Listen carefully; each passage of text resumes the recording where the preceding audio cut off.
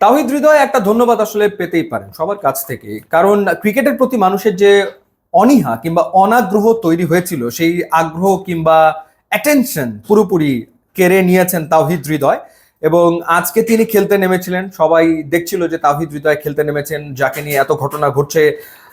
আবাহনী মোহামেডান ম্যাচে আম্পায়ারের সাথে অসদাচরণ করেছিলেন, এরপরে তাকে 2 ম্যাচ নিষেধাজ্ঞা দেওয়া হয়েছিল, এরপর সেই 2 ম্যাচের নিষেধাজ্ঞা কমে গেল এক ম্যাচ পরে তিনি 2 ম্যাচ মাঠে থাকলেন, এরপর আবার 1 ম্যাচের নিষেধাজ্ঞা বিসিবির পক্ষ থেকে তাকে দেওয়া হলো, এরপর সেই 1 ম্যাচের নিষেধাজ্ঞা চলে গেল 1 বছর পরে, অর্থাৎ এখন তিনি খেলতে পারবেন। তো খেলতে পারবেন, তিনি খেলতে নামলেন খুবই গুরুত্বপূর্ণ ম্যাচ, যে ম্যাচটা মোহামেডান খেলেছে গাজী গ্রুপের বিপক্ষে, এবং শিরোপা নির্ধারণীর ক্ষেত্রে এই ম্যাচের ফলাফল জরুরি ছিল। সেই ম্যাচে জিতেছে তাওহিদ হৃদয়ের মোহামেডান। তাওহিদ হৃদয় মোহামেডানের তিনি অধিনায়ক।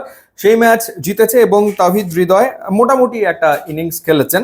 কিন্তু যে ঘটনাটা ঘটেছে সেটা হলো যে তাকে আবারও নিষেধাজ্ঞা দেওয়া হয়েছে, অর্থাৎ আবারও তিনি নিষিদ্ধ। কখন তিনি নিষেধাজ্ঞায় পড়ছেন এবং কখন তিনি খেলতে নামছেন, সেটা এক বিরাট প্রশ্ন হয়ে গেছে।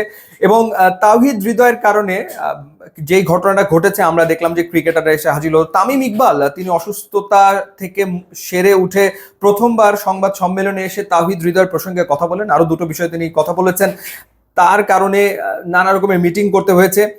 মূল ব্যাপার যেটা, সেটা হচ্ছে যে ক্লাবের চাপ প্রতিনিয়ত, অর্থাৎ তাওহিদ হৃদয় তাদের ক্যাপ্টেন, সুতরাং একটা ক্লাব চাইছে যে ক্যাপ্টেন যেন সবগুলো ম্যাচ খেলুক, এবং যেহেতু শিরোপা নির্ধারণী একটা ব্যাপার রয়েছে।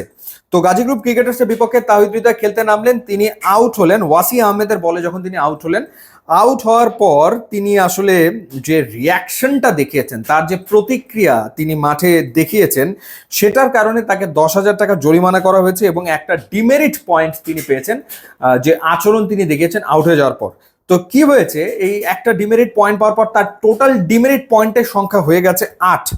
সো 8 ডিমেরিট পয়েন্ট হয়ে গেলে যেটা হয়, সেটা হলো যে তিনি নিষিদ্ধ হবেন অন্ততপক্ষে 3 ম্যাচ। এখন 3 ম্যাচের ভেতরে 1 ম্যাচের নিষেধাজ্ঞা তিনি কাটিয়েছেন, আর 1 ম্যাচের নিষেধাজ্ঞা তিনি কাটাবেন 1 বছর পরে। কিন্তু আরো 1 ম্যাচ তো তিনি নিষিদ্ধ হয়েছেন, যার ফলে তাওহিদ হৃদয় নেক্সট যে ম্যাচটা খেলবে মোহামেডান স্পোর্টিং ক্লাব আবাহনীর বিপক্ষে, এবং যেই ম্যাচের ফলাফলের উপর নির্ভর করছে কে আসলে চ্যাম্পিয়ন হতে যাচ্ছে, সেই ম্যাচে তাওহিদ হৃদয় আর খেলতে পারছেন না।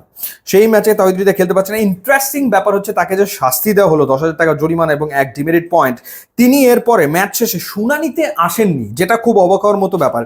যে তিনি ম্যাচ শেষে যখন তাকে ডাকা হয়েছে ম্যাচ শেষে শুনানিতে, সেই শুনানিতে তাওহিদ হৃদয় অংশগ্রহণ করেননি, যার কারণে তাকে চাইলে আবারও আসলে শাস্তি দেওয়া যায়। কি একটা অবস্থা, মানে তাওহিদ হৃদয় শাস্তি পাচ্ছেন, শাস্তি উইথড্র হচ্ছে, এরকম একটা ব্যাপার।